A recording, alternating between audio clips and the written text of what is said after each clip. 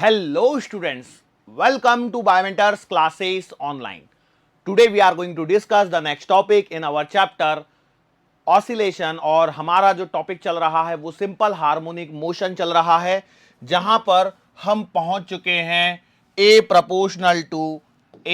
Proportional to minus x तक। ये कहानी हम लोग सीख चुके हैं और ये आपका सिंपल हार्मोनिक मोशन के लिए इक्वेशन आ चुकी थी। अब इसी इक्वेशन को लेते हुए हम लोग आगे कंटिन्यू करेंगे, और उसको कंटिन्यू करने से पहले एक बार मैं कुछ चीजों को फिर से आपको रिकॉल करवा दूं। यहां से हम लोगों ने कुछ इस प्रकार से पाथ को डिस्क्राइब किया था। मैंने बोला था देखो ये वाली जो पोजीशन है आपके पास में, ये वाली पोजीशन, इसे आप ओरिजिन मान रहे हैं O0,0 बराबर है। फिर यहां पर आपके पास में दो एक्सट्रीम पॉइंट्स निकल के आ रहे हैं। यस, इसके बीच में ये मोशन हो रही है, और ये जो मोशन हो रही है वो कुछ इस प्रकार से हो रही है। पार्टिकल पहले यहां से यहां पहुंचा, फिर यहां से इधर गया और लौट के इधर आया। इस पूरे एक राउंड को हम लोग यहां पर स्टडी कर रहे हैं, ठीक है। और इसके अंदर में मैंने एक चीज और बता रखी है आपको कि भैया ये SHM जो है वो एक पीरियडिक मोशन का ही एक टाइप है। अब इसी को आगे हम लोग कंटिन्यू करते हैं। अब प्रीवियस लेक्चर में एक पॉइंट और हम लोग डिस्कस कर चुके थे, और वो पॉइंट क्या हुआ करता था कि A बराबर माइनस का ओमेगा स्क्वायर एक्स, ये मैंने यहां पर कांस्टेंट लिया हुआ था, ठीक है। अब कई स्टूडेंट्स के मन में ये शंका आई कि हम लोगों ने डायरेक्टली ओमेगा स्क्वायर ही क्यों ले लिया, कुछ और कांस्टेंट के वगैरह कुछ ऐसा ले ही ले सकते हैं क्या, एटसेट्रा। तो उन्हीं चीजों को हम लोग यहां पर आज आगे कंटिन्यू करेंगे, ठीक है। अब देखो यहां पर क्या हो रहा है, acceleration is directly proportional to minus x, ठीक है। Acceleration is directly proportional to minus x. और एक पॉइंट और यहां पर आपको रिकॉल कर रहा होगा कि भैया जो भी कांस्टेंट है that constant must be positive, ये वाली बात भी हम लोग डिस्कस कर चुके हैं।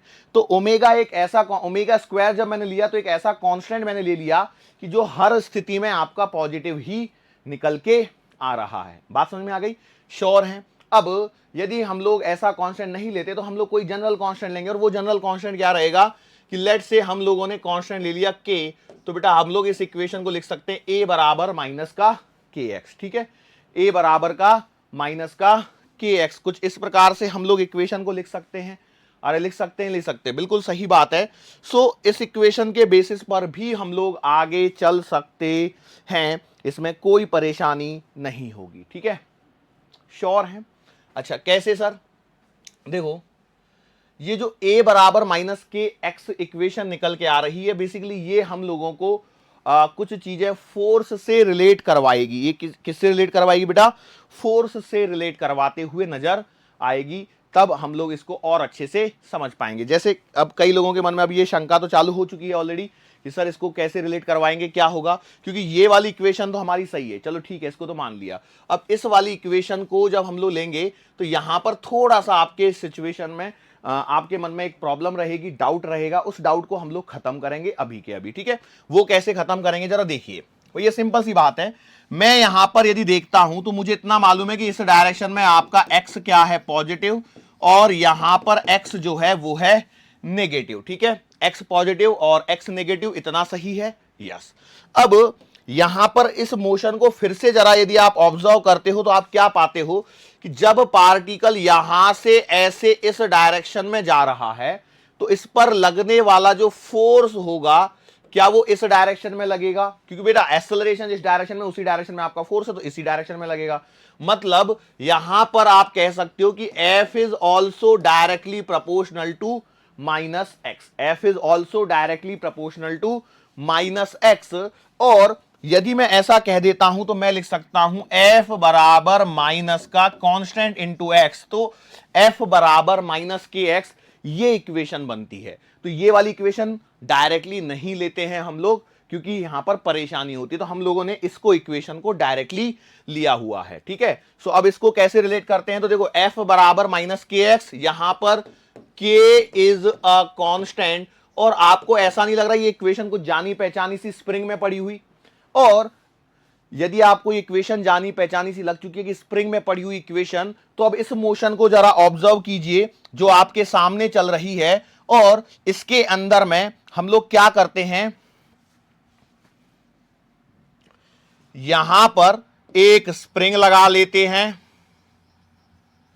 और यहां एक ब्लॉक लगा देते हैं, ठीक है। सो अब देखिए, जब ये ब्लॉक मोशन करेगा तो क्या इतना ही मोशन होगा इसमें, यस और नो? अरे इतना ही मोशन होगा या नहीं होगा? बस, तो ये स्प्रिंग से ही रिलेटेड हो गया। मतलब ये जो फोर्स है वो स्प्रिंग फोर्स के इक्विवेलेंट ही हमको देखने को मिल रहा है। इन सिंपल वर्ड्स आप वही चीज पढ़ रहे हो जो ऑलरेडी पढ़ चुके हो। ओके, सो अब एफ को लिखा जा सकता है एम ए, तो एम ए बराबर आएगा माइनस का के एक्स, और यहां से मैं लिख सकता हूं ए बराबर माइनस का के बाई एम इंटू एक्स। और ये जो कल वाली जो इक्वेशन निकाली थी, प्रीवियस वाली इक्वेशन और ये वाली इक्वेशन, इन दोनों को यदि मैं कंपेयर करता हूं तो यहां पर मुझे मिलता है ओमेगा स्क्वायर बराबर के बाई एम, और इसे आगे लेकर चलने पर मुझे मिल जाएगा ओमेगा बराबर अंडर द रूट ऑफ के बाई एम। ठीक है, ओमेगा को हम लोग यहां पर कहेंगे एंगुलर फ्रीक्वेंसी। क्या कहेंगे? Angular frequency of the body, angular frequency of the body. एकदम सिंपल चीजें यहां पर आपके सामने आ चुकी हैं। Is it clear to you? क्या ये पॉइंट आपको क्लियर हुआ? ओके, चलो। सो अब ओमेगा को आगे जब मैं बढ़ाऊंगा तो फिर ओमेगा बराबर 2 पाई अपॉन टी लिखूंगा, तो यहां से टाइम पीरियड की इक्वेशंस आने लगेंगी और ये सारी चीजें बिल्कुल वैसे ही चलेंगी जैसे स्प्रिंग में चला करती थी, और इसमें कुछ भी नया नहीं है। यस, श्योर है? ओके, चलो अब हम लोग थोड़ा सा आगे बढ़ते हैं और अपने टॉपिक को थोड़ा सा और आगे की तरफ एक्सटेंड कराते हैं। ठीक है, कैसे एक्सटेंड कराते हैं भैया? तो देखो, हमारे पास में जो अभी इक्वेशन चल रही है हाल फिलहाल में, वो इक्वेशन किस प्रकार से चल रही है? देखो, एक तो हमारे पास में पॉइंट था ए प्रोपोर्शनल टू माइनस का एक्स, एक हम लोगों ने लिख लिया था ए बराबर का माइनस का ओमेगा स्क्वायर एक्स, एक हम लोगों ने लिख लिया था ए बराबर माइनस का के बाई एम इंटू एक्स। ये 2-3 इक्वेशंस मेरे पास में लिखी हुई पड़ी हैं। यस और नो? तो अब हम लोग इसमें से किसी भी इक्वेशन को लेके आगे बढ़ सकते हैं और हमारे पास में चीजें आगे आपको आने लगेंगी। कैसे? देखो, ये जो ए बराबर माइनस ओमेगा स्क्वायर एक्स मैंने इक्वेशन लिखी है, इसको इधर लेके आ जाऊं तो ये बन जाएगा बेटा ए प्लस का ओमेगा स्क्वायर एक्स बराबर 0, और ए को लिखा जा सकता है d2x by d T square plus omega square x बराबर 0 लिखा जा सकता है। यस और नो? इसी इक्वेशन को बेटा हम लोग कह देते हैं डिफरेंशियल इक्वेशन। इसी इक्वेशन को हम लोग क्या कह देते हैं? Differential equation of SHM. इसी इक्वेशन को क्या कहा जाता है? Differential equation of SHM, simple harmonic motion की differential equation. Simple harmonic motion की डिफरेंशियल इक्वेशन इसे कहेंगे।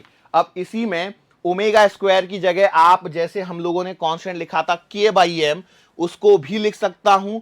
मतलब d2x by d T square plus का के बाई एम इंटू एक्स बराबर 0। It is also another form of differential equation of SHM. ठीक है, कोई परेशानी?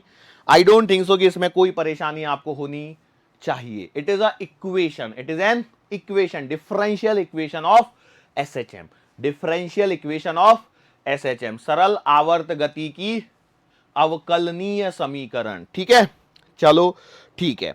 अब हम लोग यहां पर कुछ चीजों को डिराइव करने के लिए आगे बढ़ेंगे। अब हम लोग यहां पर कुछ चीजों को डिराइव करने के लिए आगे बढ़ेंगे और कुछ फॉर्मूलेज यहां पर डिराइव करने की कोशिश करेंगे। लेकिन उससे पहले एक छोटे से पॉइंट को मैं कवर करना चाहता हूं, और वो पॉइंट ये है,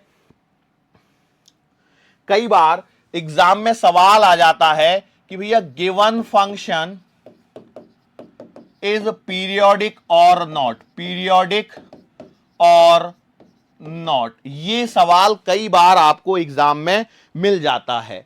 तो हम लोग कैसे आइडेंटिफाई करेंगे कि भैया गिवन फंक्शन जो है वो पीरियोडिक है या नहीं है? तो लेट्स से हमारे पास में एक गिवन फंक्शन है, गिवन फंक्शन है, और ये है एफ ऑफ थीटा। ये क्या है? गिवन फंक्शन है। अब इस फंक्शन के अंदर में मान के चलो इसे हम लोग नाम दे देते हैं एफ ऑफ थीटा बराबर F1, ठीक है, क्या नाम दे दिया, F1। अब हमारे पास में एक दूसरा फंक्शन है F2 और ये है आपका एफ ऑफ थीटा प्लस का कैपिटल टी। मतलब थीटा के प्लेस पर मैंने थीटा प्लस का कैपिटल टी लिख दिया। ध्यान से सुनो मैं क्या बोल रहा हूं। आपके पास में पहले गिवन फंक्शन था जो F1 था, वो थीटा के फॉर्म में था, तो आपने लिख दिया F1 बराबर एफ ऑफ थीटा, और दूसरा फंक्शन में लिख दिया एफ ऑफ 2 बराबर एफ थीटा प्लस टी। मतलब थीटा को मैंने रिप्लेस कर दिया थीटा प्लस कैपिटल टी से। और इफ यदि मुझे यहां पर एफ ऑफ 1 F1 बराबर F2 या फिर मैं बोलूं एफ ऑफ थीटा बराबर एफ ऑफ थीटा प्लस का टी मिल जाता है, तो मैं कहूंगा कि गिवन फंक्शन क्या है, पीरियोडिक है। गिवन फंक्शन क्या है, पीरियोडिक है। एग्जाम्पल ऐसे नहीं समझ में ये ऐसे नहीं समझ में आया होगा। अब मैं इसके एग्जाम्पल दे देता हूं ताकि आपको समझ में आए। जैसे मान के चलो आपके पास में आ जाए एफ ऑफ थीटा बराबर मुझे दिया गया है साइन थीटा, और चेक करना है कि भैया ये फंक्शन पीरियोडिक है या नहीं है। तो मैं जानता हूं कि भैया ये फंक्शन जो है वो पीरियोडिक है। मतलब ये मान चलिए कि हमारे लेवल पे, अब देखो हम लोगों को इंजीनियरिंग तो करनी नहीं है, हमें अपना पेपर निकालना है, तो यहां पर आपको मोस्टली ऐसे ही फंक्शन मिलेंगे जो आपको पता होंगे, ठीक है। तो ग्राफ से चीजें समझ में आती हैं, तो साइन थीटा के ग्राफ से भी आपको मालूम है। या फिर मैं एक काम करता हूं, इसके अंदर मैं थीटा प्लस का 2 पाई लिख देता हूं, तो बेटा इसका आंसर आ जाएगा साइन थीटा प्लस का 2 पाई, ठीक है। इसे मैं देखता हूं तो इसे लिख सकता हूं मैं साइन 2 पाई प्लस का थीटा, और साइन 2 पाई प्लस का थीटा सॉल्व करोगे तो आपको क्या मिल जाएगा, साइन थीटा। क्या मिल जाएगा, साइन थीटा मिल जाएगा। और जैसे ही आपको साइन थीटा मिला तो ये देखिए एफ ऑफ थीटा और एफ ऑफ थीटा प्लस का 2 पाई दोनों आपस में क्या हो रहे हैं, सेम हो रहे हैं। F of theta is equal to F of theta plus का 2 पाई, तो इसका मतलब यह है कि F of theta equal to sine theta is a periodic function. So यहां पर और यहां पर अब सिमिलैरिटी बनाने की कोशिश करते हैं। तो मैं कहता हूं कि यदि एफ ऑफ थीटा बराबर F of theta plus T आ जाता है, ध्यान से सुनो, if F of theta equal to F of theta plus का T, then function is periodic and capital T is the time period of the function. Time period of the function. ये बात समझ में आई कि लिखूं वापस से, एक बार लिख देता हूं। चलो मैंने क्या बोला कि भैया आपके पास में इफ एफ ऑफ थीटा बराबर एफ ऑफ थीटा प्लस का कैपिटल टी। अच्छा कोई जरूरी नहीं कि एफ ऑफ थीटा ही हो, आपके पास में ऐसा भी हो सकता है एफ ऑफ एक्स बराबर एफ ऑफ एक्स प्लस का कैपिटल टी ले लीजिए, या कुछ भी ले लीजिए, ऐसा आता है। देन एफ ऑफ एक्स या एफ ऑफ थीटा, दोनों में से किसी को भी ले लीजिए, इज अ पीरियोडिक फंक्शन। ये कैसा फंक्शन है, पीरियोडिक फंक्शन है जिसका टाइम पीरियड आवर्त काल जो है वो है कैपिटल टी। इसका आवर्त काल कितना है बेटा, कैपिटल टी है। ये समझ में आया। तो अब ऐसे फंक्शंस को आप खुद से आइडेंटिफाई कर लीजिए। जैसे मान लीजिए मैंने सवाल दिया एफ ऑफ थीटा बराबर साइन 2 थीटा, क्या ये पीरियोडिक है, भैया साइन थीटा के अंदर में 2 थीटा लिख दिया है तो ये भी पीरियोडिक होगा। अच्छा मान चलो मैंने लिख दिया एफ ऑफ एक्स बराबर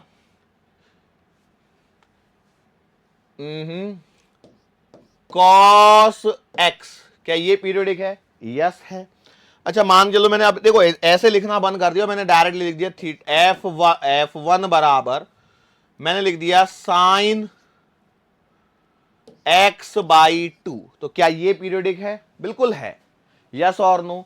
चलो आगे बढ़ता हूं मैं, मान चलो मैंने लिख दिया F2 बराबर sine x plus cos x, क्या ये पीरियोडिक है। जब आपके पास में दो पीरियोडिक फंक्शंस का एडिशन दिया हो तो उसे भी पीरियोडिक ही निकालना है, वो भी आपका पीरियोडिक ही होता है। आगे बढ़ता हूं, जैसे मान चलो मैंने एक एग्जांपल दे दिया एफ ऑफ 3 बराबर ए टू द पावर एक्स, तो ये पीरियोडिक नहीं है, ये आपका एक्सपोनेंशियल फंक्शन है। या फिर आपके पास में दे दिया F4 बराबर लॉग ऑफ एक्स, तो ये भी बेटा आपका पीरियोडिक नहीं है। तो साइन कॉस दो ही आपको हमेशा ऐसे फंक्शन मिलेंगे जो आपको पीरियोडिक मिलेंगे और इनके आपको पीरियड कैलकुलेट करने के लिए पूछे जा सकते हैं। क्लियर है? Is it clear to you? Are you sure enough? चलो सो आगे बढ़ेंगे हम लोग यहां पर, और पीरियोडिक फंक्शन और नॉन पीरियोडिक फंक्शन को आपने देख लिया है, पीरियोडिक कैसा है, नॉन पीरियोडिक फंक्शन कैसा है, ये अब आपको पता लगना चालू हो गया है। ठीक है, तो हम लोग टॉपिक को आगे बढ़ जाते हैं। कई लोग सोच रहे हैं सर इस पॉइंट को बीच में से अचानक से क्यों ले लिया, तो क्योंकि बहुत सारे स्टूडेंट्स के मन में ये शंका थी कि पीरियोडिक और नॉन पीरियोडिक को आइडेंटिफाई कैसे करें।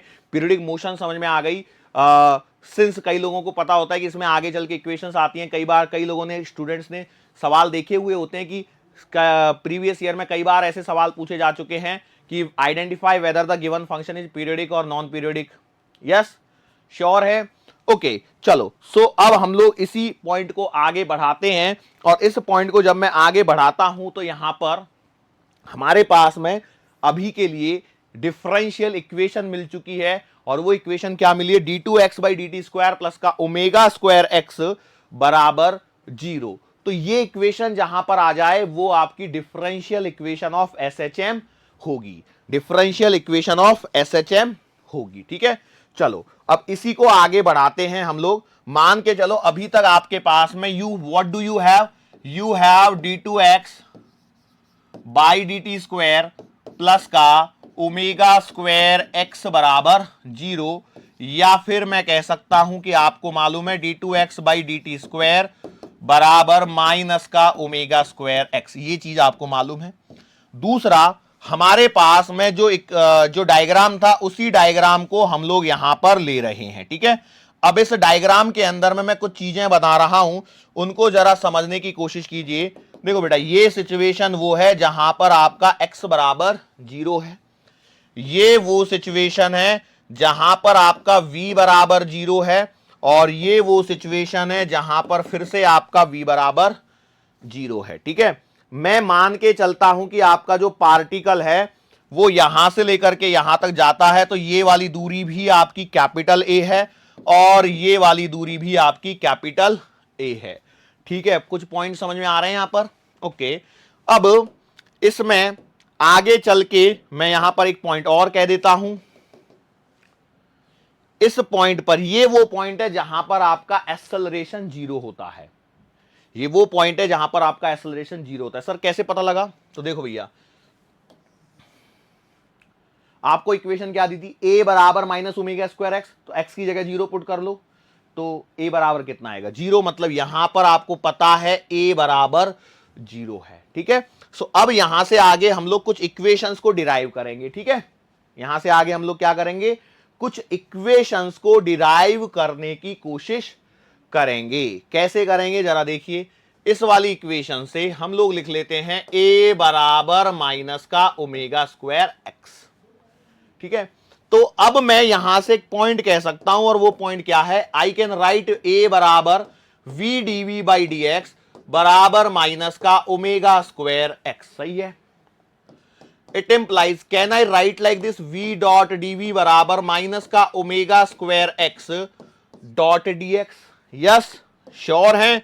चलो अब मैं यहां पर कर दे रहा हूं इंटीग्रेशन। ठीक है, अब इंटीग्रेशन जब मैं करूंगा तो मुझे लिमिट्स पता होनी चाहिए, और लिमिट्स कैसे पता करूंगा, तो ये देखो एक सिंपल सी बात है, सिंपल सी बात है कि मैं यहां पर कह सकता हूं कि जब आपका x बराबर कैपिटल A है, क्यों, यहां पर भी और यहां पर भी, तो माइनस a भी हो सकता है और प्लस a भी हो सकता है। इस जगह पर आपको मालूम है x बराबर प्लस a है, और इस जगह पर आपको x बराबर माइनस a है। ठीक है, x बराबर प्लस a और x बराबर माइनस a, तो बेटा यहां पर v बराबर 0 है, और किसी भी पॉइंट पर यदि मुझे निकालना है तो इसे x और इसे v मान लेते हैं। बोलो क्या करेंगे, इंटीग्रेशन को सॉल्व करेंगे, तो ये आएगा बेटा v स्क्वायर अपॉन 2 बराबर माइनस ओमेगा स्क्वायर, कांस्टेंट को बाहर निकाल लिया, ये आपको मिलेगा x स्क्वायर बाई 2, और इसकी लिमिट मिलेगी a से लेकर के x तक। ठीक है,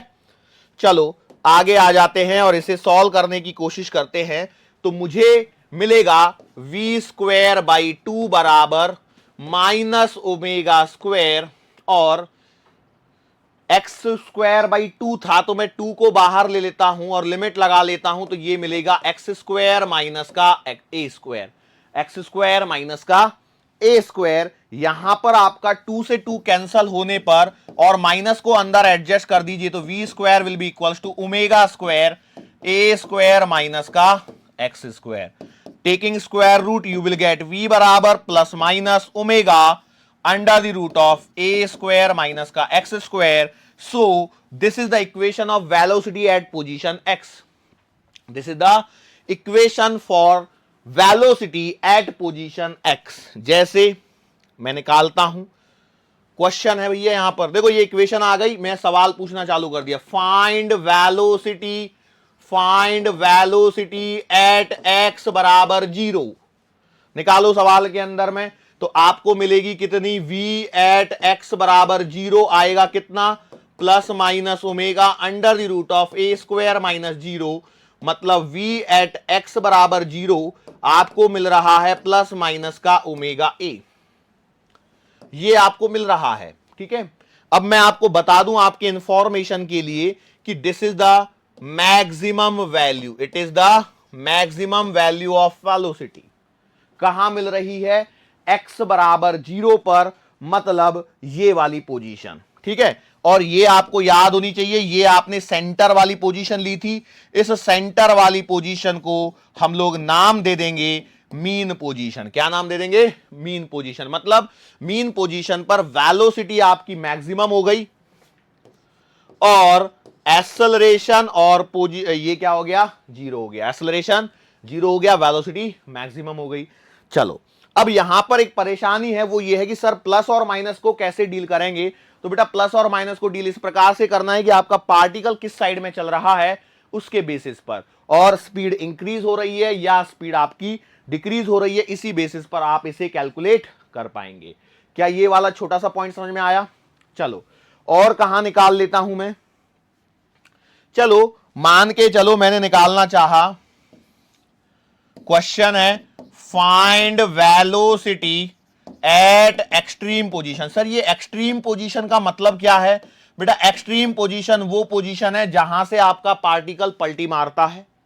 एक्सट्रीम पोजीशंस वो पोजीशंस है जहां से आपका पार्टिकल पलटी मारता है। इसका मतलब है या तो x बराबर प्लस ए या फिर x बराबर माइनस ए, जो लेना चाहो वो ले सकते हो, तो ले लीजिए बेटा।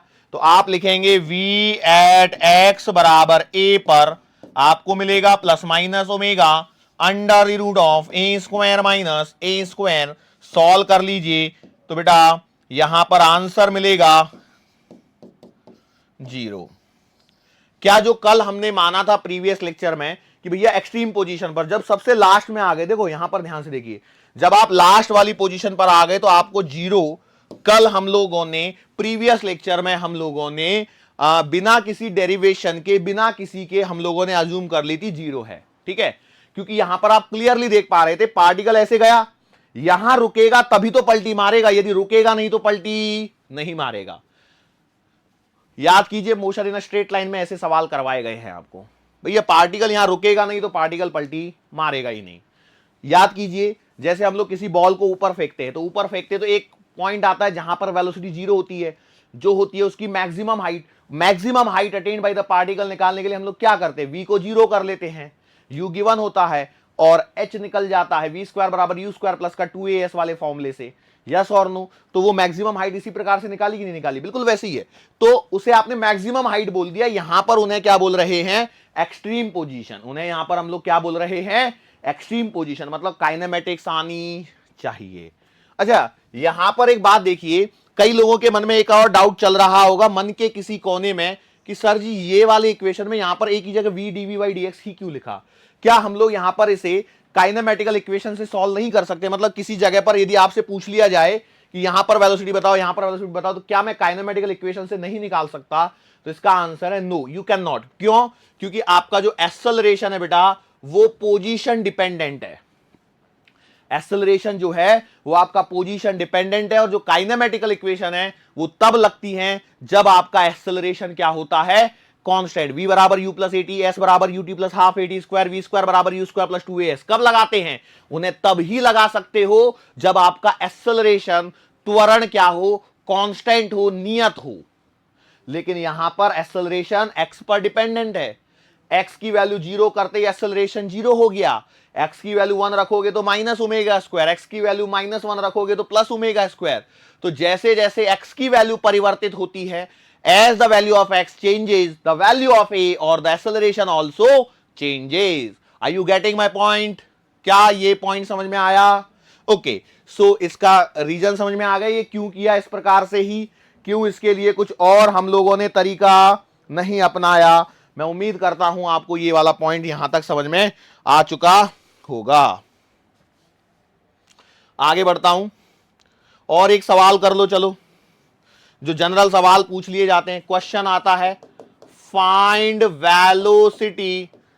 अब देखो, वेलोसिटी को छोड़ो, जनरली सवाल ऐसे पूछ लेते, find speed at x equals to a/2 if particle is performing SHM।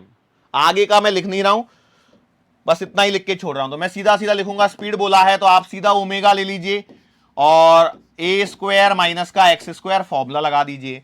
तो v बराबर आएगा omega under the root of a square minus का x की जगह आपने लिख दिया a/2 और इसका बना दिया स्क्वायर। तो v बराबर आएगा omega under the root of 3a square by 4। So बेटा v का आंसर आएगा कितना? √3 टाइम्स ओमेगा a/2। ठीक है, अरे बोलो, समझ में आया? यस और नो? क्या ये पॉइंट कर सकते थे? क्या यदि कोई ऐसा सवाल आपको मिलता है तो कर पाओगे क्या?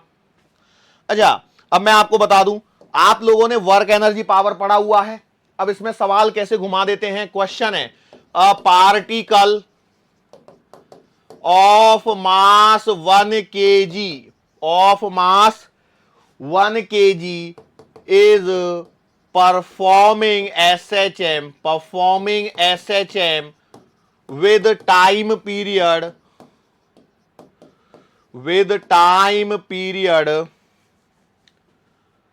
2 pi in a path of amplitude. अब देखो, मैंने डायरेक्टली वर्ड यूज कर लिया क्योंकि मेरे दिमाग में डायरेक्ट क्वेश्चन बन गया इसलिए, पर मैं एम्पलीट्यूड को मैं अभी आपको थोड़ी देर में समझाता हूं। Amplitude of 1 metre, find kinetic energy of particle at midway या मिड पॉइंट ऑफ पाथ। ठीक है, ऐसा सवाल बना दिया। तो अब इसमें क्या होता है मालूम है क्या? अब देखो, पहले तो एक मैं बता दूं, यहां पर ये एम्पलीट्यूड एक वर्ड आया है, इसको समझ लीजिए। एम्पलीट्यूड का मीनिंग क्या होता है, हालांकि इनको मैं फिर से सिखाऊंगा, लेकिन अभी समझ लीजिए एम्पलीट्यूड का मीनिंग होता है maximum deviation from the mean position. अब ये सवाल लिख दिया है इसके लिए, यदि ये सवाल नहीं लिखा होता तो मैं नहीं इसको आने में अगला लेक्चर लगता था, अगले लेक्चर में ये सारी चीजें आपको क्लियर हो जाती थी। लेकिन अभी के लिए एम्पलीट्यूड का मतलब है maximum deviation from the mean position. ठीक है, मतलब जैसे आपका ये पाथ बन रहा था ऐसे ऐसे और ऐसे, ठीक है, तो ये आपकी मीन पोजीशन हो गई। तो इससे कितना मैक्सिमम आप डेविएट कर रहे हो, कितना दूर तक जा रहे हो, तो उसे हम लोग बोलते हैं एम्पलीट्यूड। ठीक है, तो यहां पर kinetic energy of the particle at mid point of amplitude या हाफ वे, जैसे भी बोलना चाहे वैसे बोल सकता है। कुछ नहीं करना था आपको, काइनेटिक एनर्जी का फॉर्मूला लगाना था हाफ mv²। ठीक है, अब यहां पर देखिए v², तो ये फॉर्मूला भी मैंने निकाल लिया, x इक्वल टू a/2 पर मेरे को वेलोसिटी मालूम है, अदरवाइज मेरे को वहां पे निकालनी पड़ती थी वापस से। ठीक है, तो आप रखेंगे कितना आएगा, देखो ये आपने रख दिया हाफ, मास रख दिया 1 kg, इसका स्क्वायर करोगे तो ये आएगा 3/4 इंटू ओमेगा का मतलब होता है 2 पाई अपॉन कैपिटल टी, तो वो भी 2 पाई है, और ए क्या है, एम्पलीट्यूड, एम्पलीट्यूड 1 मीटर। ठीक है, सॉल्व कर लीजिए, आंसर इज 3/8 जूल। खत्म। ये ऐसे सवाल होते हैं, बट क्या है, सिंस हम लोग यहां पर काइनेटिक एनर्जी के बारे में चर्चा करेंगे आगे चल के, लेकिन अभी बस स्ट्रेट फॉरवर्ड मैंने यहां पर आपको बता दिया कि ऐसा भी सवाल बन सकता है, आपको करते आना चाहिए, लॉजिक सिंपल है। क्लियर है? अब मैं यहां पर आगे चल के आपसे एक पॉइंट और पूछ लेता हूं, और वो है कि भैया क्वेश्चन है draw the graph for V and X of the particle performing SHM। Simple सी बात है, वही उसी के लिए ग्राफ बनाओगे, किसी और के लिए तो बनाओगे नहीं। तो कैसे बनाएं इस ग्राफ को, यही आपके सामने परेशानी है। तो ये देखो, आपके पास में इक्वेशन क्या दे रखी थी, वहीं से बनाना है।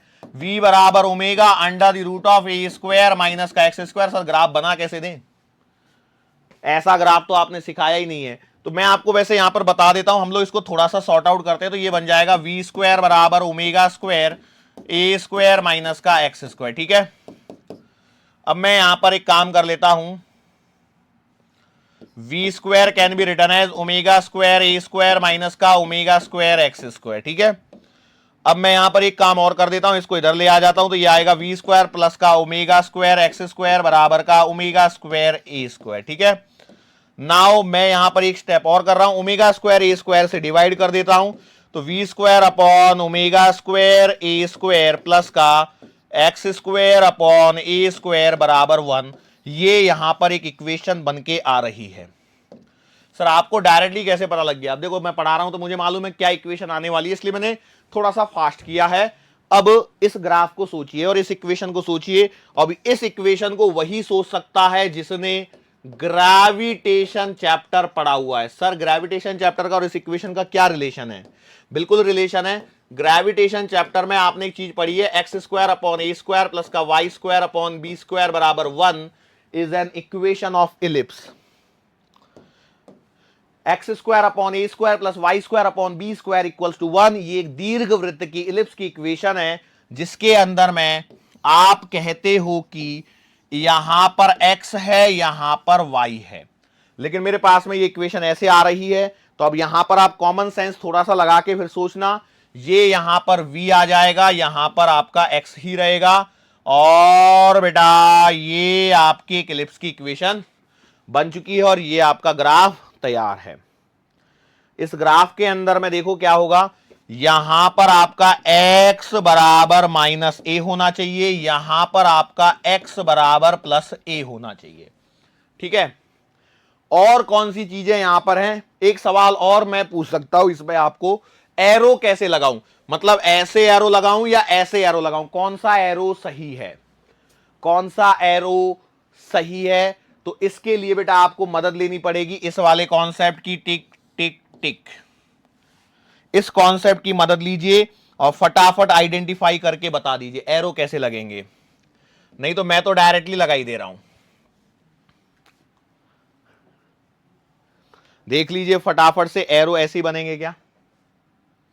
देखो यहां पर और भी डेटा यदि मैं इसके अंदर एंटर कराना चाहूं तो मैं करा सकता हूं। देखो यहां पर आएगा माइनस का ओमेगा ए, यहां आएगा प्लस का ओमेगा ए। ठीक है, तो आप देखिए जब आपका पार्टिकल इस साइड में जा रहा है, मतलब वेलोसिटी इधर है, उसके बाद में वो जाके वेलोसिटी कहीं जीरो हो रही है, वो x बराबर a पर हो रही है।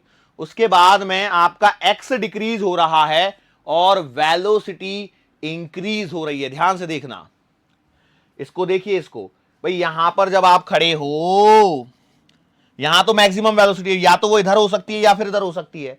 इसके आगे जब मैं इधर से इधर जा रहा हूं तो मेरा क्या हो रहा है, x आपका इंक्रीज हो रहा है और वेलोसिटी आपकी डिक्रीज हो रही है ना। और बाद में जब मैं यहां पे आ रहा हूं तो वेलोसिटी जीरो हो गई और उसके बाद में x अब आपका क्या होने लग गया, फिर से x डिक्रीज होने लग गया, और x डिक्रीज होने पर वेलोसिटी क्या हो रही है, बढ़ रही है। यस और नो, ये यहां पर एक पॉइंट आता है जो यहां पर मैंने बताया है। ठीक है, चलो आगे बढ़ेंगे। ये आपका ग्राफ हो गया, ग्राफ के आगे हम लोग बढ़ते हैं। इसी इक्वेशन को जब मैं आगे लेके जाऊंगा तो कुछ और चीजें यहां पर आपके सामने निकल के आने लगेंगी, और वो चीजें क्या होंगी कि बेसिकली यहां से आगे जब हम लोग बढ़ेंगे तो आपको अब ट्रिग्नोमेट्रिक फंक्शन के फॉर्मेट में ये सारी चीजें मिलने लग जाएंगी। किसके फॉर्म में? ट्रिग्नोमेट्रिक फंक्शन के फॉर्मेट में। ट्रिग्नोमेट्रिक फंक्शन से क्या मतलब है भैया आपका? क्या सर हमें साइन थीटा कॉस थीटा के फॉर्मेट में कुछ चीजें मिलेंगी क्या? बिल्कुल सही पकड़े हो आप लोग, उसी के फॉर्मेट में आपको चीजें मिलेंगी। कैसे मिलेंगी? तो भैया सिंपल बात है, आपके पास में अभी जो इक्वेशन है v बराबर omega under the root of A square minus x square है। मैं इसको ऐसे ही लेके चल रहा हूं बस। इसके आगे यदि मैं v को लिखता हूं तो मैं लिख सकता हूं v को dx बाई डी टी बराबर omega under the root of A square minus का एक्स स्क्वायर। ठीक है, चलो थोड़ा सा आगे बढ़ते हैं तो यहां लिख सकते हैं dx upon under the root of A square minus का एक्स स्क्वायर बराबर ओमेगा डॉट डी टी। अब यहां पर एक परेशानी है कि इसके आगे मुझे करना है इंटीग्रेशन। इसके आगे मुझे क्या करना है बेटा, इंटीग्रेशन करना है, और इस इंटीग्रेशन पे जाके मेरी गाड़ी अटक जाती है। क्यों अटक जाती है कि मैं t बराबर 0 पर पार्टिकल को कहां मानूं, यही मुझे समझ में नहीं आता है। क्योंकि t बराबर 0 पर आपका x बराबर 0 भी हो सकता है और x बराबर a या प्लस माइनस a कुछ भी हो सकता है। दोनों में से कोई भी पॉसिबिलिटी हो सकती है, या फिर x बराबर कुछ भी समथिंग कुछ भी हो सकता है, x नॉट वगैरह हो सकता है, नहीं हो सकता है, यस और नो। तो इसके कारण मैं यहां पर थोड़ा सा अपने आप को असहाय महसूस करता हूं, तो मैं एक काम कर लेता हूं। देखो मैं चाहूं तो डायरेक्टली x बराबर x नॉट से करके बाकी फिर अलग अलग चीजें निकाल सकता हूं, लेकिन उसमें क्या होगा कि फिर उसमें आपको होगा कंफ्यूजन सा, कब कौन सा लगाना है। तो रादर देन हम लोग क्या कर लेते हैं, अलग अलग केसेस पढ़ लेते हैं, सिंपल सिंपल हो जाएंगी चीजें। कैसे सिंपल हो जाएंगी, तो भैया मैं पढ़ रहा हूं पहला केस की, लेट से अज्यूम दैट एट t बराबर 0 x बराबर 0 मान लेता हूं। एट t बराबर 0 हम लोग x बराबर 0 मान लेते, कोई बुराई थोड़ी है मानने में, कोई बुराई नहीं है। तो यदि मैंने इसको ऐसे मान लिया है तो आपका जो इक्वेशन चलेगा वो चलेगा dx upon under the root of A square minus x square x बराबर 0 से x बराबर x तक, क्योंकि एक तो अननोन रखना है आपको, equals to integration omega dot d t t बराबर 0 से t बराबर t तक। कोई परेशानी, अरे कोई परेशानी।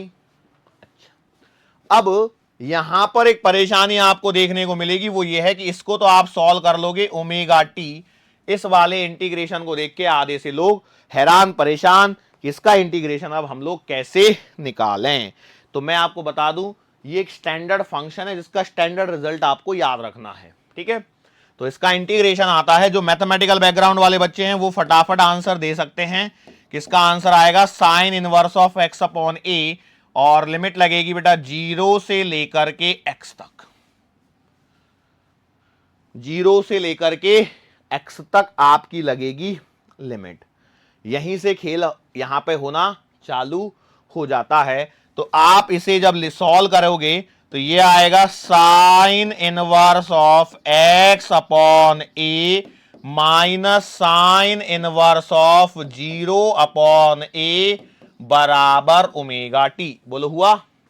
अब साइन इनवर्स 0, 0 अपॉन ए का मतलब 0 होगा, 0 अपॉन ए का मतलब 0। भैया 0 डिवाइडेड बाई एनी नंबर क्या आता है, 0 आता है। 0 को किसी भी संख्या से भाग दोगे तो क्या मिलेगा, 0 मिलेगा। तो ये टर्मिनोलॉजी ब्रैकेट के अंदर में 0 हो गई। साइन इनवर्स 0 इसका मतलब है साइन के वो फंक्शन की वैल्यू जिसका वैल्यू 0 होता है। तो भैया साइन में 0 कब होता है, जब आप 0 पे होते हो। तो sine inverse 0 is itself a 0, तो वो पूरा का पूरा टर्मिनोलॉजी 0 हो गया। और माइनस के बाद में 0 है तो माइनस भी हट जाएगा, हालांकि प्लस होता तो भी हट जाता था। तो आपके पास में जो इक्वेशन बची है वो कुछ इस प्रकार से बची है, sine inverse of x upon A बराबर ओमेगा टी, ये इक्वेशन बच गई। अब मैं क्या करता हूं, इस इनवर्स को इधर में एडजस्ट कर दूंगा, तो बेटा ये बन जाएगी आपके पास में x अपॉन ए बराबर साइन ओमेगा टी, और इसे थोड़ा सा आगे सॉल्व कर लेता हूं तो बेटा ये मिलेगा x बराबर ए साइन ओमेगा टी। x बराबर क्या मिलेगा, ए साइन ओमेगा टी। ये एक इक्वेशन हो गई। ठीक है, लेकिन मैंने आपको पहले ही सचेत कर दिया था, वो क्या है कि भैया ये इक्वेशन आपने निकाली है कब, जब आपने माना है कि t बराबर 0 पर x बराबर 0 है। लेकिन क्या यह जरूरी है कि एट t बराबर 0 पर x बराबर 0 हो? नहीं। देखो आज का लेक्चर अभी थोड़ी देर में समाप्त होने वाला है, लेकिन कल का जो लेक्चर होगा वो इन दो इक्वेशन से स्टार्ट होगा जो मैं अभी यहां पर छोड़ के जा रहा हूं। कौन सी? एक तो ये वाली इक्वेशन x बराबर a sin ओमेगा t, इसका ग्राफ आपको खुद से बना के लाना है। x बराबर a sin ओमेगा t का ग्राफ बना सकते हैं आप लोग। और एक इक्वेशन और मैं डिराइव कर रहा हूं, 2-3 मिनट का समय लगेगा हार्डली, उसको डिराइव कर लेते, फिर वहां से एक और इक्वेशन आएगी। तो उन दोनों इक्वेशंस का क्या अपने आप में सिग्निफिकेंस है, किस प्रकार से आपको कौन सी इक्वेशन को ही लेना है, कौन सी इक्वेशन को लेने पर क्या होता है, ये आपको आने वाले लेक्चर में सीखने को मिलेगा। लेकिन आज के लेक्चर को यहां पर नहीं छोड़ रहे हैं, अभी एक और निकाल रहे हैं हम लोग कि माना कि भैया आपके पास में ऐसी सिचुएशन आ जाए कि t बराबर 0 पर x बराबर a हो। t बराबर 0 पर x बराबर a हो, मतलब क्या है कि आपका जो पार्टिकल है वो बीच में से स्टार्ट करने के बजाय कहीं कॉर्नर से स्टार्ट कर रहा है। मतलब आपने मोशन को जब देखना चालू किया है तो आपने कहां से देख रहे हो? बीच में से देखने के बजाय कॉर्नर से देख रहे हो। बात समझ में आ गई? तो अब इस इक्वेशन को वापस से लेके आइए, यही वाली इक्वेशन आएगी। तो इक्वेशन तो देखो नहीं बदलेंगी, वो तो आपके पास में वैसे ही है। ये तो dx है, ये आपके पास में under the root of a square minus का x स्क्वायर है, और यहां पर आपके पास में इंटीग्रेशन में omega dot dt as it is. बस चेंज कहां पर हुआ है कि एट t बराबर 0 पर आपको यहां मिला है x बराबर a, और t बराबर t पर आपने माना है x बराबर x। यस और नो, ये सिंपल सी बात। इसको सॉल्व करेंगे। देखो इंटीग्रेशन अभी भी नहीं बदलेगा बेटा, नहीं तो कई लोग सोच रहे होंगे लिमिट बदलते ही इंटीग्रेशन बदल देंगे। तो इंटीग्रेशन अभी भी sign inverse of a upon x ही होगा। जो पहला फंक्शन है अपॉन में दूसरा चीज, ये x आपका फंक्शन होना चाहिए। और लिमिट लगेगी कहां से? लिमिट लगेगी यहां पर, ध्यान रखना मैंने पहले बार डायरेक्टली लगा दी थी, a से लेकर के x तक। आगे आ जाओ, इक्वल्स टू ये आपके पास में ओमेगा टी ही मिलने वाला है, इसमें कोई दो राय नहीं है। चलो आगे बढ़ते हैं, लिमिट्स को सॉल्व करते हैं। तो ये आएगा आपके पास में साइन इनवर्स ऑफ, सॉरी बेटा मैंने इक्वेशन गलत लिख दिया यार, ये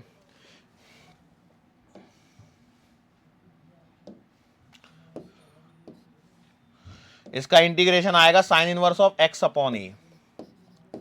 भाई sine inverse of X upon A आएगा तभी ये कटेगा, नहीं तो जीरो कैसे आता था? इन्फिनिटी आ जाता था कि नहीं आ जाता था? हाँ, तो ये आएगा sine inverse of X upon A minus sine inverse of A upon A बराबर ओमेगा टी। बोलो समझ में आया क्या? अरे बोलो समझ में आया क्या? Yes sir. ओके सर, आगे बढ़ जाओ सर। इसको जब सॉल्व करूंगा तो ये मिलेगा आपको sine inverse of X upon A minus sine inverse A upon A का क्या मतलब है? Sine inverse of 1। क्या मिलेगा आपको? साइन इनवर्स ऑफ 1 बराबर omega T. Are you getting my point और नॉट? क्या आपको ये मिल रहा है या नहीं मिल रहा है? बिल्कुल। आगे बढ़ते हैं हम लोग तनिक। तो देखो I can write like this, sine inverse of X upon A बराबर, साइन इनवर्स 1 को क्या लिख सकता हूं? माइनस पाई बाई 2 प्लस का ओमेगा टी। सॉरी प्लस नहीं आएगा, इक्वल टू आएगा ना, क्योंकि वो उधर है। तो sine inverse x by A minus pi by 2 बराबर ओमेगा टी। इसको उधर लेके जाता हूं तो अगले वाले स्टेप में आ जाएगा sine inverse x upon A बराबर पाई बाई 2 प्लस का ओमेगा टी। क्लियर? आगे बढ़ जाओ। आगे बढ़ने पर आपको मिलेगा साइन, सॉरी साइन को उधर लेके चले जाएंगे तो क्या हो जाएगा? एक्स अपॉन ए बराबर साइन पाई बाई 2 प्लस का ओमेगा टी। क्या मिल गया? ये कुछ भी नहीं लिखा है, नहीं तो कई लोग इसको देख रहे होंगे। एक्स अपॉन ए बराबर साइन पाई बाई 2 प्लस का ओमेगा टी। एक बात बताओ, साइन पाई बाई 2 का मतलब क्या हो गया 90, तो साइन 90 प्लस का थीटा, साइन 90 प्लस का थीटा क्या होता है कॉस थीटा।